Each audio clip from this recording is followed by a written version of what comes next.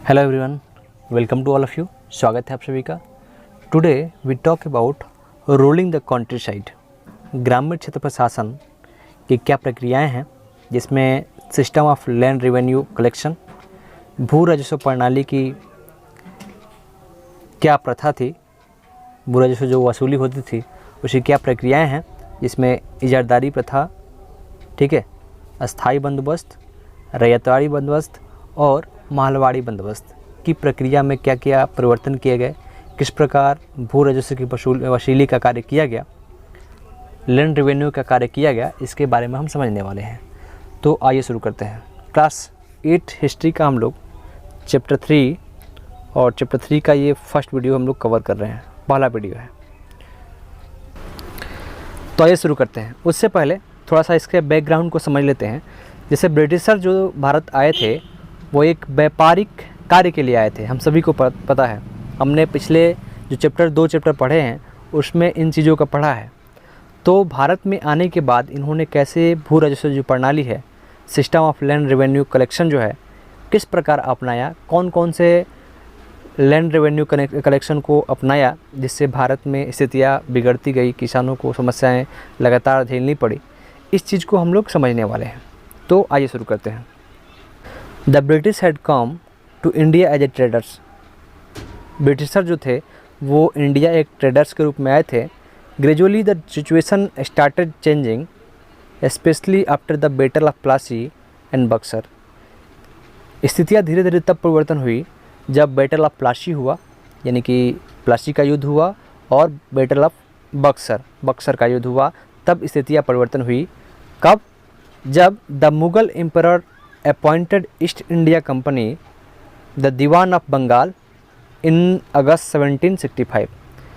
उसके बाद, यानी बैटल ऑफ प्लासी और बक्सर के बाद, जो मुगल एम्परर थे उन्होंने ईस्ट इंडिया कंपनी को बंगाल का दीवान नियुक्त किया अगस्त 1765 में। The British adopted all means to enhance their income. तो अंग्रेज़ों ने, ब्रिटिश ने अपनी आय में वृद्धि करने के लिए सभी जो तरीके थे, ठीक है, जितने मीन्स हैं उसको उन्होंने अपनाया, कैसे उनका आय बढ़े।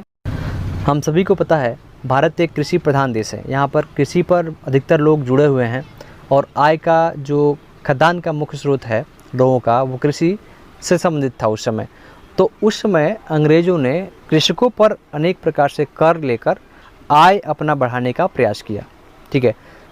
The natural consequences of the British rule were economic exploitation of the country, ruin of peasantry and decline of trade and handicraft।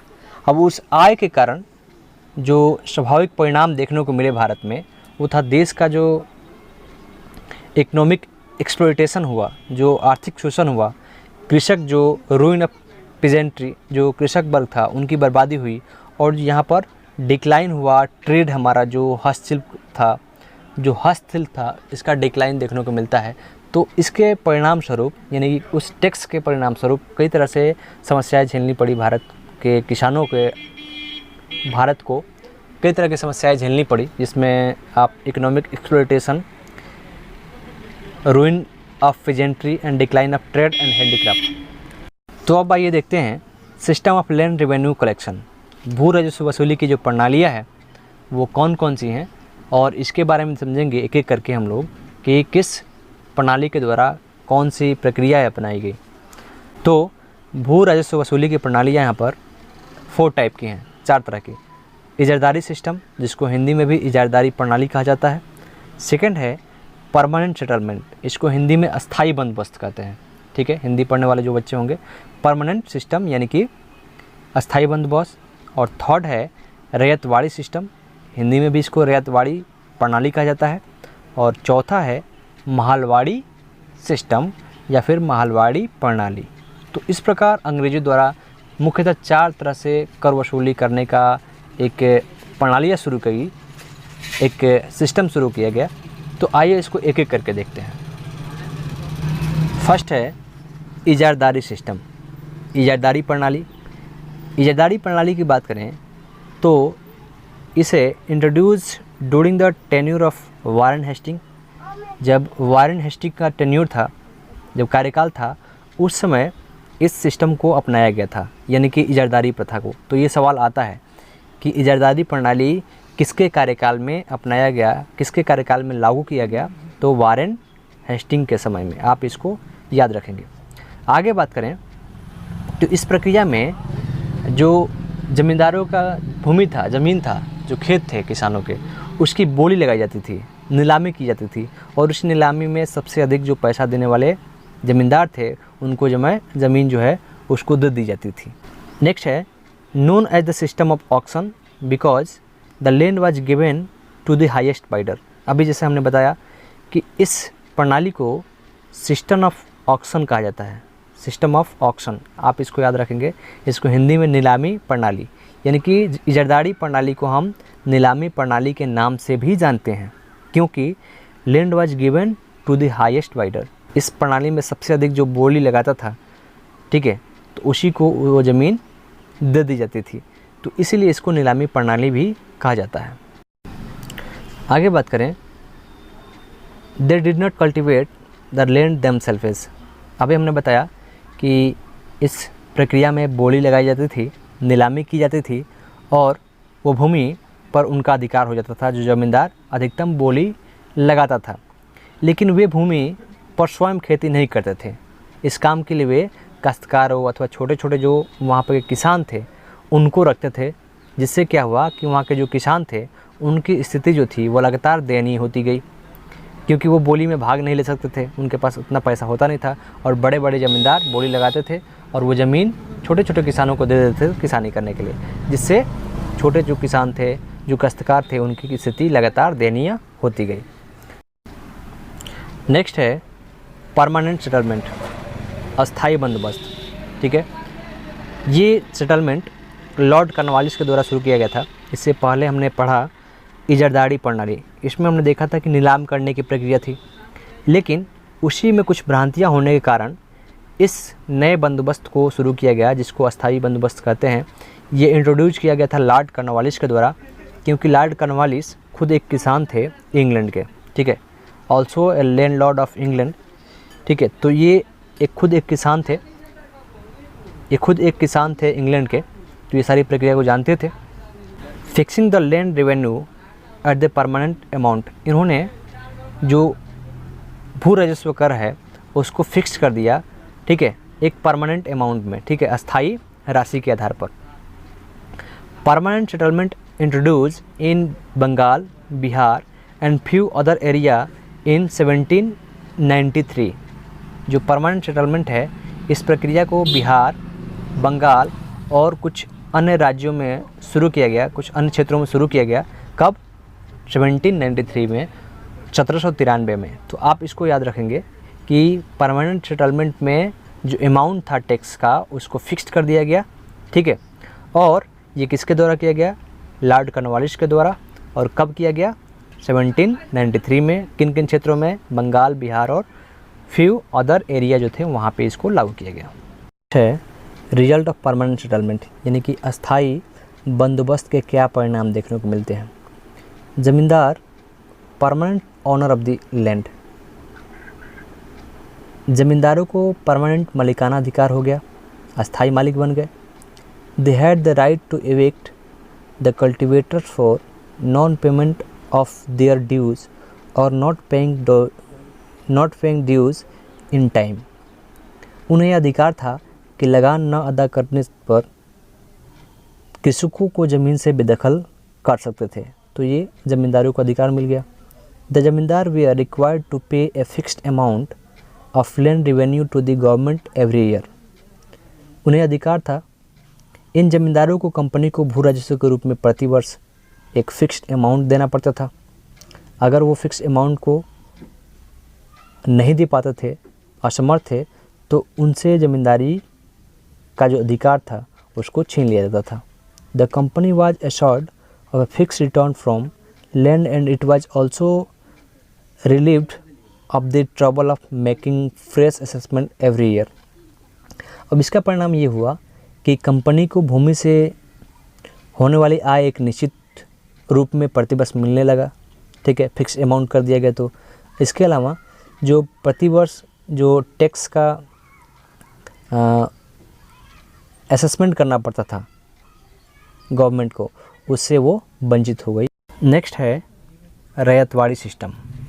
इसकी बात करें, Alexander read was tried on A small scale. इस प्रक्रिया को सर्वप्रथम अलेक्जेंडर रीड ने छोटे पैमाने पर शुरू किया था, जब उन्होंने टीपू सुल्तान के जो ज़मीन थे उसको जीता था छोटे पैमाने पर। Then develop by Thomas Munro and introduce in Madras and Bombay presidencies. उसके बाद इसको डेवलप किया थॉमस मुनरो ने, जब इंट्रोड्यूस किया बॉम्बे और मद्रास जो प्रेसिडेंसीज थी उस समय के दक्षिण भारत की, वहाँ पे इसको उन्होंने विकसित किया। इस प्रक्रिया में cultivators remain the owner of land as long as the paid the land revenue. इस प्रक्रिया में जो काश्तकार थे, किसान थे, तब तक उस भूमि का स्वामी बना रहता था या बने रहते थे जब तक वो भू राजस्व अदा करते थे, जब तक वो टैक्स को पेड करते थे। The land revenue was revise after every 20 और 30 ईयर। जो भू राजस्व था वो प्रति 20 से 30 सालों में इसको परिवर्तित किया जाता था, रिवाइज किया जाता था। The revenue was fixed according to the fertility of the soil. यह एक अच्छी चीज़ थी, जो लैंड रेवेन्यू थी वो फिक्स थी और वो फर्टिलिटी जो था उसके हिसाब से लिया जाता था। जो भूमि की उर्वरक क्षमता थी उसके हिसाब से जो रेवेन्यू था वो फिक्स किया गया था। British revenue officer were corrupt and extremely strict in collecting revenue.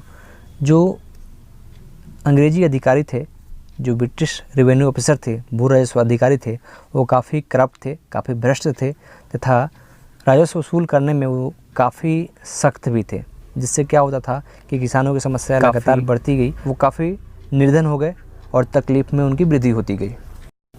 Next यानी चौथा है महलवाड़ी सिस्टम, ठीक है, यानी कि महलवाड़ी व्यवस्था। इसकी बात करें, इन 1822 new land settlement was introduced on A temporary basis. इस व्यवस्था को 1822 में शुरू किया गया एक अस्थायी तौर पर, ठीक है। इसको और टेम्परेरी बेसिस पे इसको शुरू किया गया था, क्योंकि जो ईस्ट इंडिया कंपनी थी उसके प्रशासन संबंधी खर्चों में काफ़ी कमी हो रही थी, तो इसको पूरा करने के लिए ये एक अस्थायी कर व्यवस्था शुरू की गई थी 1822 में, 1822 में। It was introduce in the Gangetic valley, north west provinces, Punjab and part of central India. तो इस व्यवस्था को गंगेटिक जो वैली है, गंगा घाटी का जो क्षेत्र है वहाँ पे, और उत्तर पश्चिमी जो प्रांत हैं, पंजाब है, ठीक है, और मध्य भारत के जो क्षेत्र हैं वहाँ पे इस प्रक्रिया को अपनाया गया।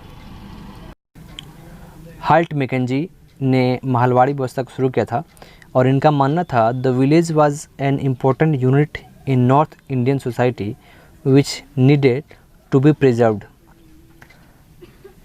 कि गांव उत्तरी भारत के समाज की एक महत्वपूर्ण सामाजिक इकाई है, इसे बनाए रखा जाना चाहिए।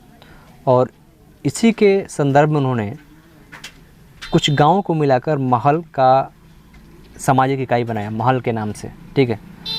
तो उन्होंने महल नाम से एक कम्युनिटी यूनिट बनाया, ठीक है, created only for purpose of revenue collection. और इसका मेन उद्देश्य था जो भू राजस्व है उसको वसूल करना, ठीक है। तो इस यूनिट का निर्माण उन्होंने भू राजस्व को वसूलने के लिए किया था, ठीक है।